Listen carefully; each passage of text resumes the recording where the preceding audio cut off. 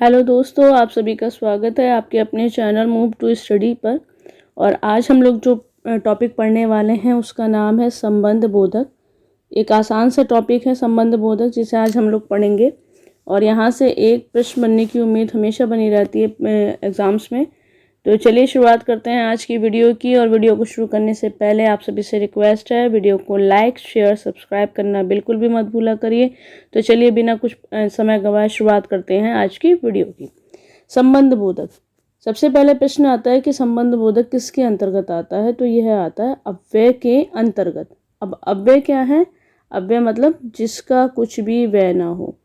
ठीक है, जिसका कुछ भी व्यय ना हो। याद रखनी है ये लाइन, हमेशा पूछी जाती है कि व्यय ना हो। मतलब कहने का ये है ऐसे शब्द जिसमें किसी भी प्रकार का कोई परिवर्तन ना किया जा सके। कोई भी प्रकार से सेंस आप यहाँ से सबसे आसान अगर समझना चाहते हैं, ऐसा याद रखिएगा, ऐसे शब्द जिनके बहुवचन ना बनाए जा सके, वो शब्द वैसे के वैसे ही बने रहे जैसे वह हैं, तो वो सब अव्यय में आ जाते हैं। अव्ययों की संख्या अनगिनत है, लेकिन अगर बात करें अव्यय के भेद कितने हैं, तो अव्यय के भेद हैं 4, जिसमें से हमने क्रिया विशेषण पढ़ लिया है और ये हमारा सेकंड भेद है। ठीक है, तो चलिए पढ़ना शुरू कर लेते हैं। क्या होता है संबंध बोधक, जानते हैं।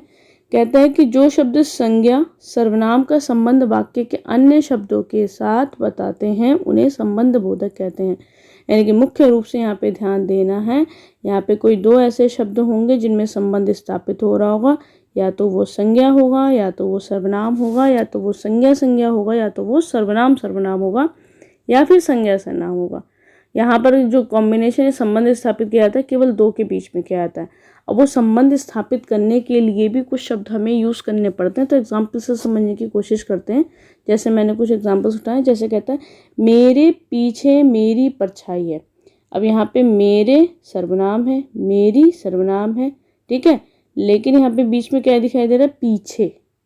ठीक, अच्छा एक चीज़ यहाँ पर और समझनी कि इसे पहचानते कैसे इन शब्दों को। देखो ये वाले जो सेंटेंस होते हैं ये होते तो अव्यय के साथ है, लेकिन इनसे पहले हमें कारक पढ़ते हैं संबंध कारक पढ़ते हैं हम एक। तो उसमें हम क्या पढ़ते हैं संबंध में कि संबंध का, की, के, रा, री, रे, ये पढ़ते हैं। ठीक है, कहने का अर्थ ये है कि अगर संज्ञा या सर्वनाम के मध्य में का, की, के, रारी के साथ कोई अव्यय शब्द है तो आपको कुछ भी नहीं सोचना, आपको सीधे क्या लगा देना है? संबंध लगा देना। अब इसे समझने की कोशिश करते हैं। देखो जैसे यहाँ कहता है मेरे, यहाँ रे दिखाई दे रहा है पीछे मेरी परछाई है, तो ये मेरी सर्वनाम है और ये जो मैं होता है ये मैं से बनता है। ठीक है, यानी कि ये भी क्या हुआ? सर्वनाम। बीच में क्या दिखाई दे रहा है? रे पीछे, तो संबंध है। अगला कहता है नाकामी के सिवा हाथ कुछ नहीं लगता। नाकामी किस में आएगा? भाववाचक में। हाथ किस में आएगा? संज्ञा में आएगा। ठीक है, भाववाचक संज्ञा या संज्ञा में।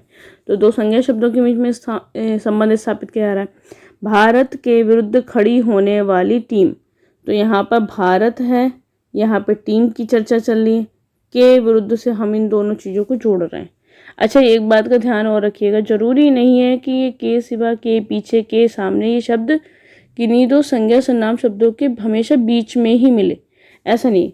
मेरा कहने का सेंस ये है कि कई बार बच्चे यहाँ से ये समझ बैठते हैं कि पहले संज्ञा आएगा फिर बाद में संज्ञा या सर्वनाम कुछ भी ले लेते हैं, जैसे सर्वनाम ले लिया हमने, और इनके बीच में ही हमेशा संबंध बोधक शब्द आएंगे, ऐसा नहीं है।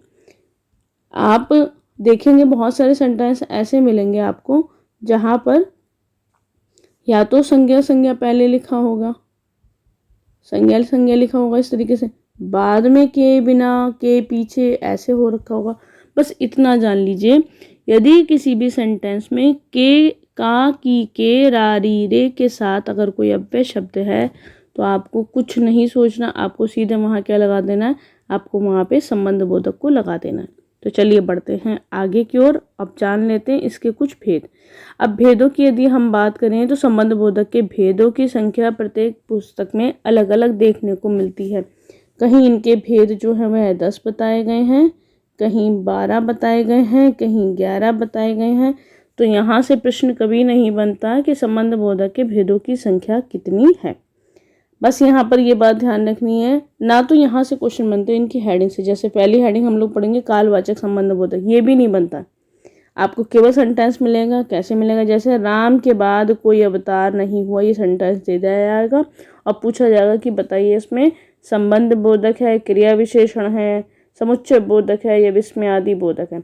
तो देखो राम के बाद कोई अवतार नहीं हुआ, जैसे हमने ये सेंटेंस लिया है, ठीक है। अभी थोड़ी सी डेफिनेशन भी पढ़ेंगे।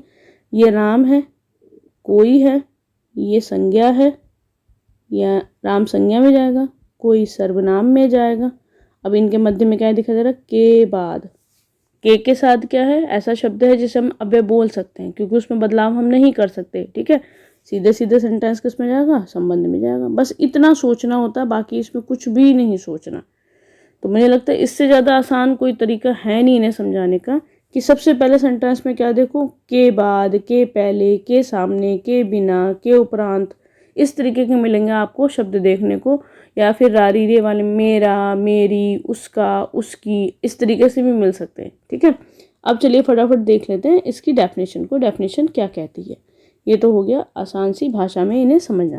तो देखो सबसे पहले जानते हैं कालवाचक समुच्चय बोधक। कभी भी ये, अच्छा एक चीज़ यहाँ पे, जैसे सेंटेंस मैंने बोला राम के बाद कोई अवतार नहीं हुआ, तो इससे ऐसे ऑप्शन नहीं आते कि बताओ इसमें कालवाचक संबंध बोधक है कि स्थानवाचक है। ऐसे बहुत रेयर आएगा, अगर आएगा तो, वरना ऐसा क्वेश्चन नहीं बनता है। सीधा पूछा जाता है कि बताइए इसमें क्या है। जैसे ये आपको दे दिया जाएगा, बोलेंगे क्रिया विशेषण है, या फिर इसमें संबंध है, या फिर इसमें समुच्चय है, तो आप संबंध पर टिक लगा दोगे। केवल आंसर क्वेश्चन यहाँ से इस फॉर्म में आता है, ठीक है।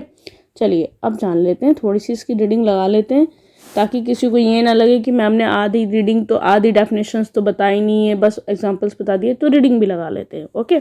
चलिए, कहता है कालवाचक संबंध बोधक क्या होता है। तो देखिए, जिन अव्यय से समय का पता चलता है उसे कालवाचक संबंध बोधक कहते हैं। जहां पर पहले, बाद, आगे, पीछे, पश्चात, उपरांत आते हैं, मतलब ये जैसे जितने भी शब्द हैं ये किसे बताएंगे? समय को ही बताएंगे। वहां पर कालवाचक संबंध बोधक होता है। ये हमने पढ़ ही लिया। अगले की ओर हम बढ़ जाते हैं। अगला है स्थानवाचक। कहता है जो अव्यय शब्द स्थान का बोध कराते हैं स्थानवाचक कहलाते हैं। जहां पर कैसे शब्दों का प्रयोग हो जाएगा? बाहर, भीतर, ऊपर, नीचे, बीच, आगे, पीछे, सामने, निकट, ये सारे क्या आएंगे? स्थानवाचक में आएंगे। जैसे क्या कहता है एग्जाम्पल, थोड़ा सा देख लेते हैं। कहता है मेरे घर के सामने। अब देखो, मेरा सर्वनाम है, घर संज्ञा है, के सामने बगीचा है, तो घर के सामने, यहाँ पे बगीचा भी किस में जाएगा? तो बगीचा भी संज्ञा में जाएगा, घर भी संज्ञा में जाएगा। इन दोनों को किससे जोड़ना है? के सामने से। तो यहाँ पे के साथ अव्यय शब्द है, सीधे सीधे क्या लगा देना है? संबंध बोधक। नेक्स्ट है दिशावाचक संबंध बोधक।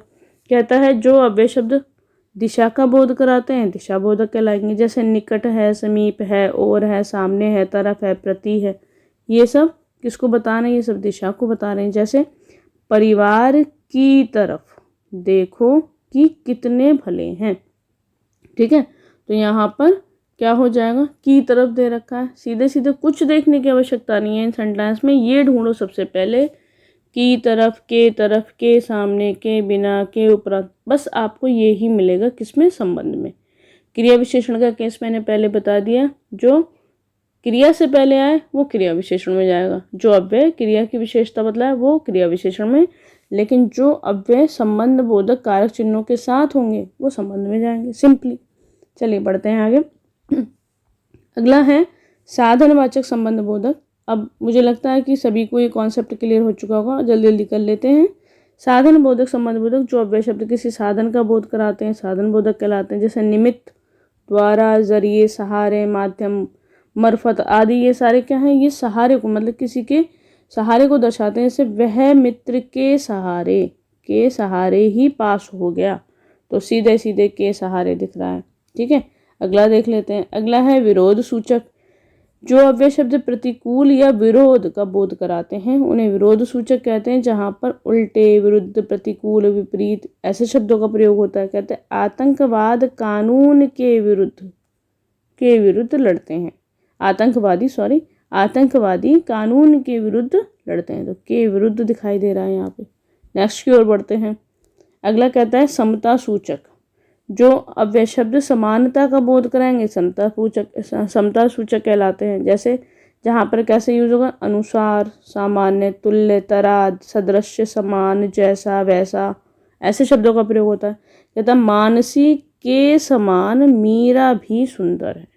ठीक है, मानसी संज्ञा है, मीरा भी संज्ञा है, क्योंकि किसी का क्या है, नाम है, तो नाम सब किस में जाते हैं, व्यक्तिवाचक में। के समान सुंदर है, तो के समान किस में जाएगा, सीधे सीधे संबंध में जाएगा। ठीक है, चलिए अगला क्या है, तो अगला है हेतुवाचक। हेतु के लिए कैसे शब्दों का प्रयोग होता है, हेतु का सेंस अगर पूछा है तो इसका मतलब कारण होता है। वैसे तो कारण याद रखिएगा, पूछ ले आता है कभी कभार। तो इसमें क्या आएगा, जैसे रहित है, अथवा है, सिवा है, अतिरिक्त है, ऐसे शब्द आएंगे। अब मैंने यहाँ पे एग्जाम्पल ऐड नहीं करे हैं, ठीक है, तो चाहें तो आप अपने पास से भी ऐड कर सकते हैं। मैंने केवल यहाँ पे शब्द ऐड कर दिए हैं, जिसके माध्यम से आप खुद से सेंटेंस बनाइएगा। ये आपका होमवर्क समझ लीजिए। ठीक है, आप इन शब्दों के मदद से, जैसे यहाँ पे दे रखा है, जैसे यहाँ पे रहित है, अथवा है, सिवा है, ये इनसे आप खुद बनाने की कोशिश करिए, ताकि आप में खुद फिनिशिंग आए और ज़्यादा चीज़ों को समझने की। चलिए अगली ओर बढ़ते हैं। सहचर सूचक, इसमें क्या क्या आएंगे, इसमें जहाँ पर समेत, संग, साथ, ऐसे शब्दों का सह मतलब होता है साथ के लिए। विषयवाचक, विषय में क्या आएगा, बाबत, लेख, आते, वैसे ये वाला पूछा भी नहीं जाता इतना। ठीक है, सहचर से क्वेश्चन बन जाते हैं। अगला है संग्रहवाचक। तो यहाँ पर संग्रहवाचक का मतलब समेत, जहाँ पर समेत, भर, तक। अच्छा, एक बात का ध्यान रखिएगा, जरूरी नहीं है कि अगर एक अव्यय, जैसे यहाँ पे समेत है, तो समेत हमने ऊपर भी पढ़ा था, यहाँ भी पढ़ा है, कहाँ पे, सहचर में भी पढ़ा। तो ऐसा नहीं है कि हाँ एक बार एक जगह आ गया तो दूसरी जगह नहीं आया। इसी कारण इनके इन वाले जो ये हम ये भेद पढ़े, इनसे प्रश्न नहीं बनता है। क्योंकि अगर पूछा जाए कि समेत किस में आएगा, तो सहचर में भी आ रहा है और सग्रवाचक में भी आ रहा है, संग्रहवाचक में। तो ऐसे प्रश्न नहीं बनते कि ये किसके अंतर्गत आएगा, ऐसे प्रश्न बनते ही नहीं। आपको सीधे क्या मिलेगा, आपको वाक्य मिलेगा, और वाक्य आपको क्या करना होगा, पहचानना होगा। नेक्स्ट देखते हैं, और लास्ट है, कहता है कारणवाचक। जो अव्यय शब्द किसी कारण का बोध कराते हैं उन्हें कारणवाचक कहते हैं। जैसे हेतु, अभी मैंने ऊपर बताया आपको, वास्ते, निमित्त, खातिर, ये शब्द भी हमने ऊपर पढ़े, तो ये कारण में आ जाते हैं। सीधा सिंपल अगर एक भाषा में या एक सेंटेंस में मैं आपको बताने की कोशिश करूं, तो सीधा सिंपल है, यदि कोई वाक्य है और वहाँ उस वाक्य में का, की और के साथ कोई अव्यय है, अगर सेंटेंस में है, आपको कुछ नहीं सोचना, क्या लगा देना है, उसे संबंध बोधक लगा देना। तो ये वीडियो हमारी आज पूरी हुई। छोटा सा टॉपिक था, आसान सा टॉपिक था। अगर किसी को फिर भी कोई डाउट रहा हो, कोई बात समझ में नहीं आई, तो कमेंट सेक्शन में लिखकर भेज सकते हैं, मैं उसे क्लियर करने की पूरी कोशिश करूँगी। तो चलिए फिर आज के लिए इतना ही रहने देते हैं। वीडियो को लाइक शेयर जरूर करा करिए।